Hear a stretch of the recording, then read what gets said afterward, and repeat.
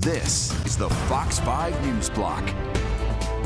Governor Hochul and President Trump set to meet in the White House tomorrow. One of the topics being discussed, congestion pricing. And breaking news, chaos at Trump Tower. Jewish protesters storming the building demanding the release of a pro-Palestinian activist. Good afternoon, everyone. I'm Antoine Lewis. Welcome to the News Block. That group, the Jewish Voice for Peace Action, protesting the arrest of Mahmoud Khalil, the Columbia University graduate student who remains in custody for staging demonstrations across the Ivy League campus. Let's go right to Sharon Crowley in Midtown outside of Trump Tower with the very latest. Hi, Sharon. Yeah, hi, Antoine. I have to tell you, things have resumed to normal here in Midtown Manhattan in front of this iconic Fifth Avenue Trump Tower. But just about an hour or so ago, it was filled with demonstrators who are very upset about Mahmoud Khalil's detainment by ICE. They filled Trump Tower. Take a look at some of the pictures we took a short time ago. It was about 200 demonstrators organized. Police telling us they actually came into the lobby of Trump Tower dressed in street clothes, covered up with dark clothing and coats, and then once they got inside, they took off those coats and you could see all their matching red shirts. Now, they're upset about his detainment. They are pro-Palestinian demonstrators, and they say they want him released. He was one of the ones that had organized both last year and this year anti-Israel demonstrations, upset about the war in Gaza there. Now, police told them to leave, as you can see, as they were demonstrating there in the tower, and some of them did. They came out on the sidewalk. Nothing happened, but we understand close to 100 were arrested. They will be charged with trespassing. We heard just a short time ago from the police. Hear what they had to say. Two groups splintered. About 150 protesters in civilian clothes came in the front entrance of Trump Tower and the atrium on 56th Street. We started making arrests in the bottom of Trump Plaza in the cafeteria area. We're saying roughly 150 people entered Trump Plaza. We made 98 arrests. Those arrests are for trespassing, obstructing governmental administration, and resisting arrest by virtue of us having to carry some of the people out of the Escalade. So this demonstration was organized by a group called Jewish Voice for Peace. As we said, they are eager for Khalil to be released from ICE detainment, that case making its way through the courts, Antoine. But as we said, here in Midtown, everything is back to normal. There were some arrests, as you saw there, but no injuries. And otherwise, things, as I said, looking pretty good here at outside Trump Tower. I'll send it back to you in the studio. Stay safe, Sharon. We thank you so much for that. Also developing right now, a federal judge ordering the Trump administration to reinstate thousands of probationary workers who were laid off in mass firings last month. The judge said that the terminations were directed by a personnel office that had no authority to do so. This means workers from the Departments of Veteran Affairs, Agriculture, Energy, as well as the Defense Department are set to be reinstated. The White House is yet to comment on the ruling. Concerns regarding the latest round of tariff tit for tat. Here's what's going on now. Trump is threatening a 200% tariff on all wine, champagne, and spirits coming from France and other EU countries if the EU proceeds with a 50% tariff on American whiskey, which the EU announced in response to Trump's tariffs on steel and aluminum imports. But some U.S. alcohol retailers are saying the American consumer will end up bearing the brunt of these tariffs if Trump follows through. The Trump administration withdraws the nomination of Dr. David Weldon for director of the CDC. The Republican-controlled Senate Health Committee announced it was canceling a planned hearing on Weldon's nomination less than an hour before it was set to begin. A person familiar with the matter spoke anonymously, saying that the White House pulled the nomination because it became clear the former Florida congressman did not have the votes for confirmation. Weldon was considered to be closely aligned with Robert F. Kennedy Jr., the newly named Secretary of Health. Developing overseas, progress being made in the effort to end the three-year war in Ukraine. Russian President Vladimir Putin says he's agreeing in principle with the U.S. proposal for a 30-day ceasefire, but also says the terms still need to be worked out, and he wants the truce to become a longer-lasting peace. Putin suggested he would like to discuss the matter with President Trump and says Trump seems ready to speak with the Russian president about ending the war. Ukraine has already agreed to a potential ceasefire. Fire officials are looking to determine the cause of a 5-alarm blaze in the Bronx that wiped out a row of businesses. Officials say around 8:20 there were reports of of a fire in a restaurant along Jerome Avenue, that's in the Morris Heights section. As they were extinguishing the fire, they found more fire coming up from a rows of stores on West Burnside. The fire was put under control around 1:15 this afternoon. While officials are looking to determine the cause, they said multiple times in a press conference that there was a vehicle that was blocking a fire hydrant, stopping the fire. When I was receiving a briefing from the leadership team from the fire department behind me, they told me that there was a vehicle that was blocking the fire hydrant from stopping the fire apparatus, from slowing down the fire apparatus from connecting to the hydrant because there was a illegally parked vehicle there. Officials go on to say that there were no reports of any injuries.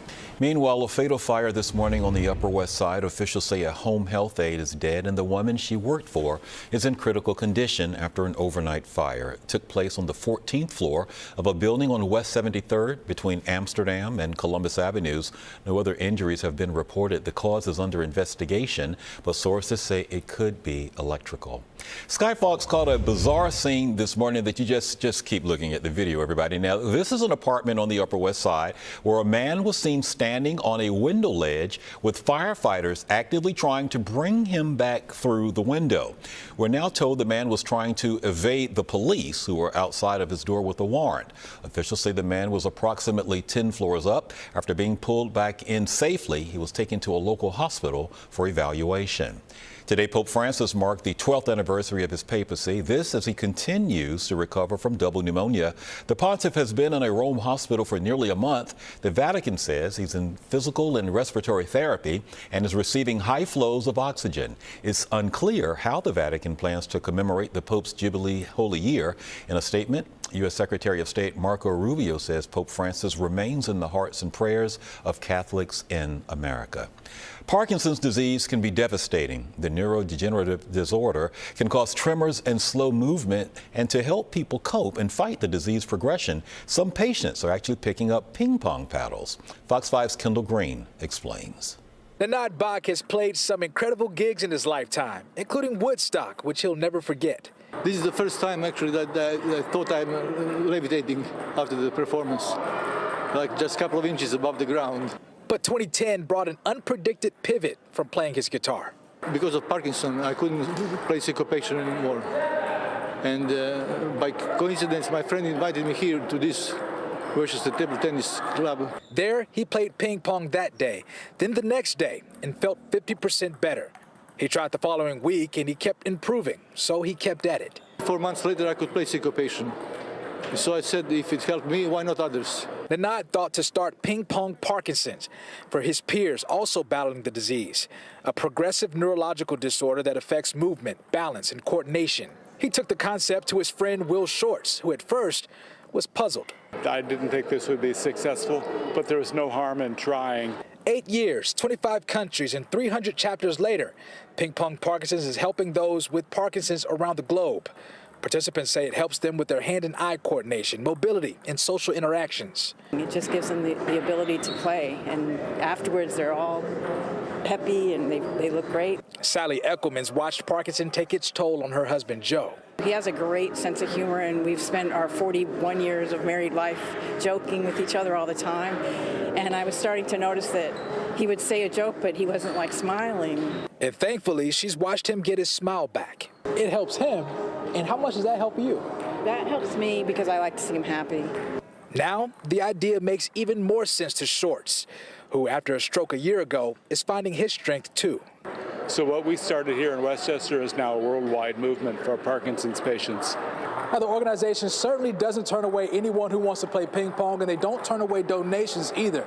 So if you're watching this and you want to help out with research, you can visit pingpongparkinson.org. We didn't conquer Parkinson, but we conquered the fear of Parkinson. We don't have fear anymore. Kendall Green, Fox 5 News. All right, Kendall, thank you. Baseball fans, opening day is right around the corner. So how about going to the games in style? The New York Transit Museum is busting out vintage trains for the Yankees and Mets openers. The Yankees begin their home season on March 27th, my birthday, and the Mets home opener is April 4th. But if you thought you were paying vintage prices, think again. Each ride will cost $2.90. But nonetheless, Liv Johnson, still very, very cool to be doing so as we talk about what the conditions are outside. Well, it's not too bad. It's a little bit of a cooler start for us. Mix of clouds and sunshine. That's going to be more of the same tomorrow, but we have warmer temperatures soon. Unfortunately, that does come with some rain for your Sunday. Current temperatures 49 degrees in New York City. Same thing out on Long Island. We have 54 up in Hartford, though, so a bit more mild up there. 53 for Poughkeepsie and 51 for Newark. So, yes, we're a few degrees cooler than we were this time yesterday, but we're about the average for this time of year. Usually we get up to about 48. Right now we're at 49, and the record 85 degrees set back in 1990. But more good news. Today is the coolest day that we'll see for quite some time. Tomorrow we go up into the 50s. Saturday we cross into the 60s. Sunday we're almost getting to the 70s, but again, that comes with some rain. Winds have picked up a bit this afternoon, between about 5 to 15 miles per hour, but a bit more breezy if you're here in New York City. But we don't have wind gusts through the area, really. White Plains has some wind gusts down in Trenton and then up in Monticello, but even this isn't too significant, but just between about 12 to 20 miles per hour. We've definitely seen worse.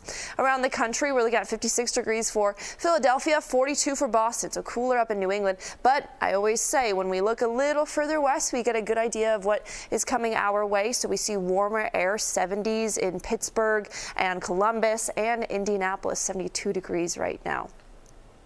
So we've been clear, mostly a mix of sun and some cloud cover.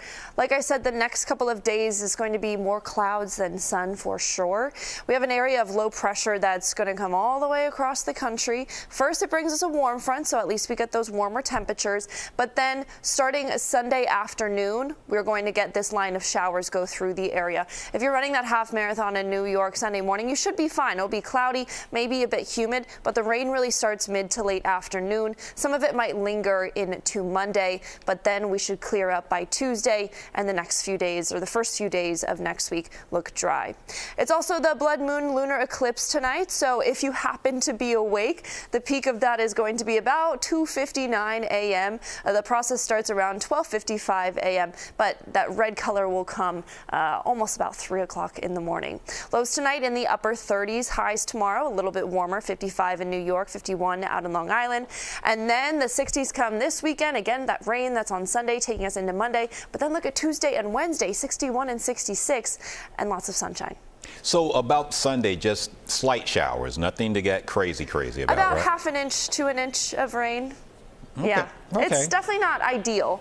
But we'll take the 60s for sure. Okay. Yeah. All right, Liv. Thank you so much. That is your news block for everybody. I'm Antoine Lewis. Thank you for joining us. Tune into the 5 o'clock news on Fox 5 and right here on the Fox Local app for all of the day's news as it develops. We'll see you back here again tomorrow.